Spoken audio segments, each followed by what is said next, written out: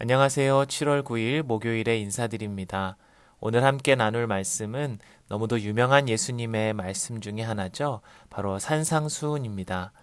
마태복음 5장에서 7장의 내용이 전부 예수님의 설교 내용인데 그 중에 오늘은 5장의 내용을 중심으로 함께 은혜 받기 원합니다. 예수님께서 세례 요한에게 세례를 받으시고 광야에서 마귀에게 시험을 받으신 후에 이제 본격적으로 사역을 시작하십니다. 제자들을 부르시고 갈릴리 유대 땅을 두루 다니시며 천국 복음을 전파하셨는데요. 예수님은 가시는 곳마다 항상 이 두 가지를 하셨습니다. 먼저는 백성들을 치유하셨고 그리고 가르치셨습니다. 특별히 그 가르치시는 내용은 언제나 하나님의 나라와 복음에 관한 것이었습니다. 회당에서 말씀을 읽으시고 해석해 주실 때에도 특별히 오늘 산에서 모인 무리를 향해 가르치실 때에도 동일하게 하나님 나라와 복음에 대해서 이야기하셨고 그렇기 때문에 우리가 예수님의 설교를 제대로 이해하기 위해서는 하나님 나라의 관점으로 바라보고 해석해야 할 것입니다. 그렇지 않으면 자칫 그 의미를 오해해서 적용할 수 있기 때문이죠. 예수님의 산상수훈 설교에서 가장 먼저 나오는 내용은 바로 행복에 관한 가르침입니다. 오늘날에도 행복은 사람들의 가장 큰 관심사이죠.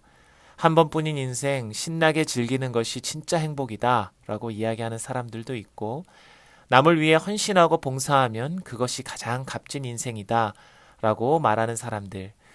제각기 자신들이 추구하는 가치대로 행복을 정의하고 그렇게 살아가야 한다고 말하죠. 오늘 예수님은 행복에 대해 제자들에게 뭐라고 말씀하시나요? 어떤 사람이 행복하다고 이야기하십니까? 심령이 가난한 자, 애통하는 자, 온유한 자, 의에 줄이고 목마른 자, 긍휼히 여기는 자, 마음이 청결한 자, 화평케 하는 자, 의를 위하여 박해를 받는 자. 이러한 사람들이 복이 있다라고 말씀하셨습니다. 이것은 당시 사람들이 예상했던 내용과는 전혀 다른 내용이었습니다. 예수님께서는 행복을 쫓고 있는 사람들에게 그것을 얻는 방법을 가르쳐 주고 계신 것이 아니었습니다. 이미 참된 행복을 누리는 사람들이 어떠한 모습인가를 이야기하고 계신 것이죠. 왜냐하면 행복이란 하나님 아버지와의 관계를 가진 자들만이 누릴 수 있는 특권과도 같은 것이기 때문입니다.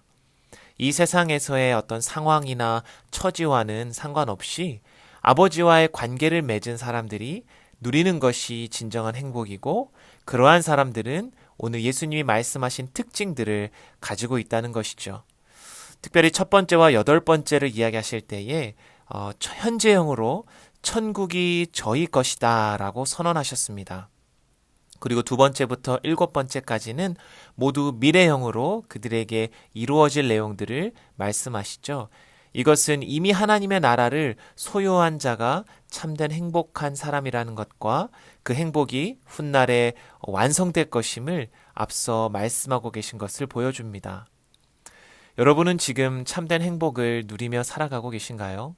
아니면 여전히 행복을 찾아 헤매고 계신가요? 어쩌면 우리는 진짜 행복을 소유하고 있으면서도 누리지 못하는 건지도 모르겠습니다. 우리의 시선이 세상이 정의 내린 행복을 향하고 있기 때문은 아닌지 돌이켜보면서 오늘 예수님이 말씀하시는 진정한 행복의 모습들이 우리의 삶에도 나타날 수 있기를 기도합니다. 이렇게 참된 행복을 누리는 자에 대한 정체성은 이어지는 내용과도 연결이 됩니다. 예수님은 모인 무리를 향하여 너희는 세상의 소금과 빛이라고 말씀하셨습니다. 하나님 나라의 백성들의 정체성을 소금과 빛에 빗대어 설명하셨습니다. 먼저 소금에 대해 한번 생각해 보면 당시 이것은 귀한 식료품이었습니다. 화폐로 사용되기도 하고 음식의 부패를 방지할 목적으로 사용하거나 혹은 맛을 내는 용도로 사용되었죠. 예수님은 제자들을 향하여 너희는 세상의 소금이다 라고 말씀하실 때에 과연 무슨 의도로 말씀하셨을까? 이어지는 말씀에서 우리는 힌트를 얻을 수 있을 것입니다. 소금이 만일 그 맛을 잃으면 무엇으로 짜게 하리요? 후에는 아무 쓸데없어 다만 밖에 버려져 사람에게 밟힐 뿐이니라. 즉 소금이 맛을 내는 그 고유의 맛을 잃어버린다면 쓸모가 없어진다는 것이죠. 그리스도인들이 정체성을 잃지 말아야 함을 강조하고 계신 것입니다. 그런데 한 가지 의문점은 소금은 소금인데 짜지 않은 소금이 있는가라는 질문입니다. 여러분은 맛을 잃은 소금을 본 적이 있으신가요? 어떤 학자들은 이 맛 잃은 소금에 대해 이렇게 추측합니다. 당시 이스라엘 사람들은 소금을 구하는 방법으로 사해 바다 부근에서 채취할 수 있는 그 암염을 통해서 소금을 구했다고 합니다. 이 암염이라는 그 광석에서 소금기를 모두 빼고 나면 그 남아있는 흙이나 석회석 같은 것들이 바로 맛 잃은 소금을 지칭하는 것이다 라고 이야기하죠. 물론 이것이 예수님이 의도했던 내용과 정확하게 일치하는가는 우리가 알 수 없지만 기억해야 할 것은 결국 그리스도인의 삶이 소금이다. 그리고 그 소금이 맛을 잃어버릴 경우에 아무 쓸모없는 흙이나 어떤 길에 버려지는 돌멩이와 같이 된다라는 그 점이겠죠. 그렇다면 우리가 잃어버리지 말아야 할 그리스도인의 맛은 무엇일까요? 이것은 바로 앞서서 예수님께서 이야기하신 바로 8가지의 복을 누리는 사람들의 특징들이 생각납니다. 하나님의 나라를 소유하고 참된 행복을 누리며 살아가는 그 모습들이 바로 그리스도인의 맛의 모습이지 않을까. 우리가 잊지 말아야 할, 잃어버리지 말아야 할 정체성이 아닐까 생각하게 됩니다. 예수님이 빛으로 비유하신 것도 저는 동일한 맥락이라고 생각합니다. 16절 말씀에 이같이 너희 빛이 사람 앞에 비치게 하여 그들로 너희 착한 행실을 보고 하늘에 계신 너희 아버지께 영광을 돌리게 하라. 즉 확실한 정체성을 가지고 온유하며 긍휼히 여기며 화평케 하는 모습을 통해 세상을 향해 하나님 아버지의 사랑과 그의 나라를 밝히 드러내며 하나님 아버지께 영광을 올릴 수 있도록 그렇게 우리의 삶을 살아가라는 말씀인 것이죠. 오늘 이 말씀이 저와 여러분에게 주는 도전은 무엇입니까? 우리의 정체성은 과연 무엇인가 되돌아보라는 것입니다. 나는 이 세상의 소금과 같이 맛을 내며 살아가는 그리스도인인가? 그리고 착한 행실을 통해 하나님의 영광을 나타내며 비추는 빛으로 살아가는가? 여러분, 우리의 정체성은 내가 어떤 일을 하는가 혹은 내가 무엇을 얼마만큼 가지고 있는가에 따라서 결정되지 않습니다. 내가 그리스도 안에 있는가 아니면 밖에 있는가? 하나님이 나의 아버지가 되시는가 그렇지 않은가에 따라서 우리의 진짜 정체성이 결정되어지는 것이죠. 만일 우리가 하나님 나라의 백성의 정체성을 소유하고 있다면 우리는 그리스도의 맛을 내며 빛으로 이 세상에서 참된 행복을 누리며 살아갈 수 있을 것입니다. 예수님께서는 계속해서 하나님의 자녀가 되는 이 그리스도인의 정체성을 갖게 되는 유일한 방법이 무엇인지를 이어서 설명하십니다. 바로 율법에 관한 내용인데요. 17절 말씀 한번 읽어보죠. 내가 율법이나 선지자를 폐하러 온 줄로 생각하지 말라. 폐하러 온 것이 아니요 완전하게 하려 함이라. 여기서 율법과 선지자는 구약 성경 전체를 가리키는 표현입니다. 예수님이 이 구약의 말씀을 완전하게 하러 오셨다라고 하는 선언은 무슨 의미입니까? 이것은 구약에 예언된 메시아에 관한 예언을 자기 자신을 통해 성취하신다라는 의미를 넘어서서 하나님의 율법 전체를 예수 그리스도의 온전한 순종을 통해 이루려 하신다라는 말씀을 의미합니다. 바로 첫째 아담이 하나님의 말씀에 불순종함으로써 실패한 것을 둘째 아담으로 이 땅에 오신 예수 그리스도께서 그 하나님의 말씀에 온전한 순종을 이루시러 오셨다라는 선언인 것이죠. 죄인인 인간이 율법을 지키는 것으로는 그 누구도 하나님의 자녀가 될 수 없었기에 친히 하나님이시자 참된 인간이신 예수님께서 이 땅에 오심으로 그 율법을 완성하심으로 그를 믿는 모든 자들이 하나님의 자녀가 되는 새로운 정체성을 지닐 수 있는 놀라운 은혜를 허락하신 것이죠. 바울은 이 사실을 로마서 5장 18절 19절에 이렇게 이야기합니다. 그런즉 한 범죄로 많은 사람이 정죄에 이른 것 같이 한 의로운 행위로 말미암아 많은 사람이 의롭다 하심을 받아 생명에 이르렀느니라. 한 사람이 순종하지 아니함으로 많은 사람이 죄인 된 것 같이 한 사람이 순종하심으로 많은 사람이 의인이 되리라. 즉 우리가 예수 그리스도를 구주로 믿을 때에 이 예수님의 완전한 순종, 하나님의 말씀을 온전히 이루시는 그분의 그 의가 우리에게 전가됨으로써 우리가 하나님 앞에 의롭다 칭함을 받게 되는 것입니다. 사도 바울이 갈라디아서 3장 27절에 말씀했듯이 누구든지 그리스도와 합하기 위하여 세례를 받은 자는 그리스도로 옷 입었느니라. 다시 말해 우리가 하나님께 의롭다 하심을 얻는 것은 우리에게서 난 것이 아닌 바로 그리스도의 그 율법의 완성, 그의 온전한 순종의 의가 우리에게 덧입혀짐으로써 우리가 의롭다 칭함을 받는 것이다 라고 설명하는 것이죠. 이 사실이 중요한 이유는 당시 바리새인들과 율법 교사들은 하나님의 율법을 온전히 지키기만 하면 자기 자신들이 의롭게 하나님께 여겨질 수 있다라고 믿었기 때문입니다. 그렇게 실제로 그들은 어떻게 해서든지 율법을 따르고 지키기 위해 평생을 노력해 왔습니다. 하지만 그들의 율법의 행위로 구원을 받을 수 있는 사람은 아무도 없었습니다. 왜냐하면 모든 것을 다 잘 지키다가도 한 가지만 어기더라도 그 율법 전체를 범하는 것이 되기 때문입니다.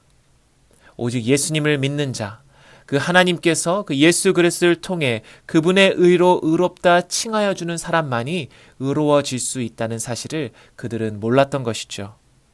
바로 이것이 우리의 정체성을 죄의 자녀에서 하나님의 자녀로 변화시켜주는 유일한 길입니다.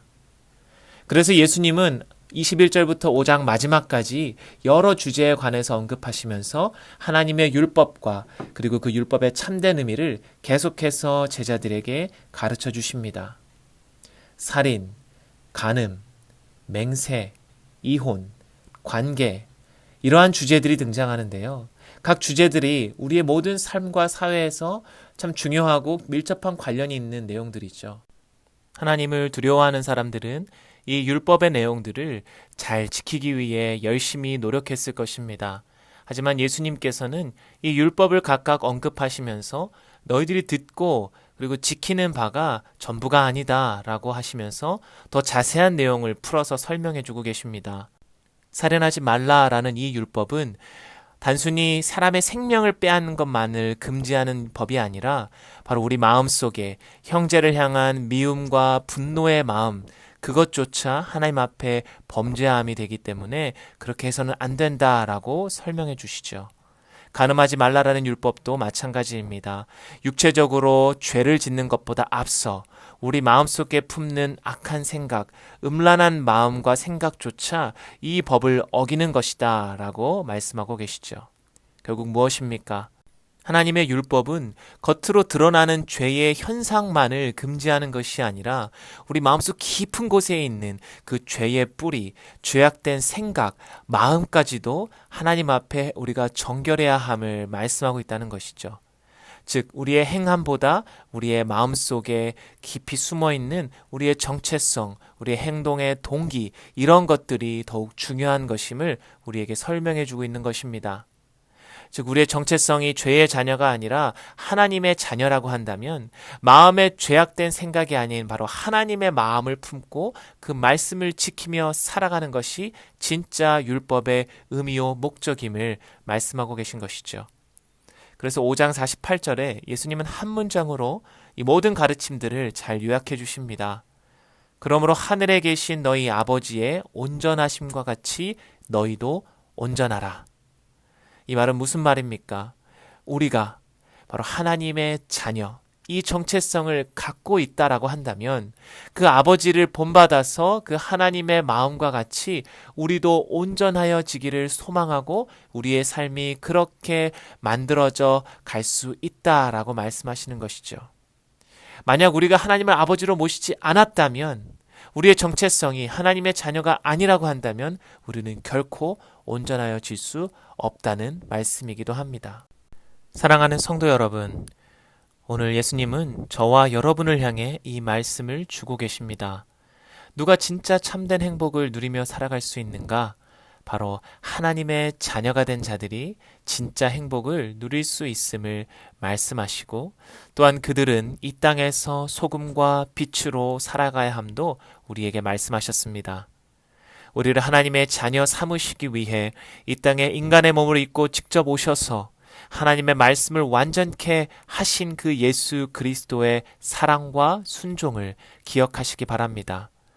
그분을 믿음으로 우리 역시 하나님 앞에 온전케 되고 하나님의 자녀가 될 수 있었음을 감사하시면서 오늘 하루도 기쁨으로 주님의 계명을 지키며 우리의 마음속으로 하나님의 말씀을 사모하며 온전한 하나님의 자녀로 살아가시는 저와 여러분이 되시기를 주님의 이름으로 축복합니다. 우리 함께 기도하시겠습니다. 살아계신 하나님 아버지 감사합니다. 오늘 예수님의 이 산상수훈 말씀을 통해 진정한 행복이 어디서부터 시작되는가 알려주셔서 너무나 감사합니다. 우리가 하나님의 자녀가 되었기에 그 하나님 아버지로부터 오는 참된 행복, 그것을 누릴 수 있게 되었음을 진심으로 감사합니다. 아버지 하나님 또한 우리의 힘으로 이것을 이룬 것이 아니라 바로 예수 그리스도의 온전하신 사랑과 순종을 통해 우리가 그분을 통해 하나님의 자녀가 될 수 있었음을 또한 감사함으로 이제 우리의 마음속에 죄의 뿌리가 아닌 바로 하나님의 말씀이 사로잡혀 우리가 이 삶에서 정말 세상의 빛과 소금을 감당하는 그러한 그리스도인으로서 살아갈 수 있도록 저희들을 다듬어 주시고 이끌어 주시옵소서. 모든 것을 주님께 감사드리오며 살아계신 예수 그리스도의 이름으로 기도드립니다. 아멘.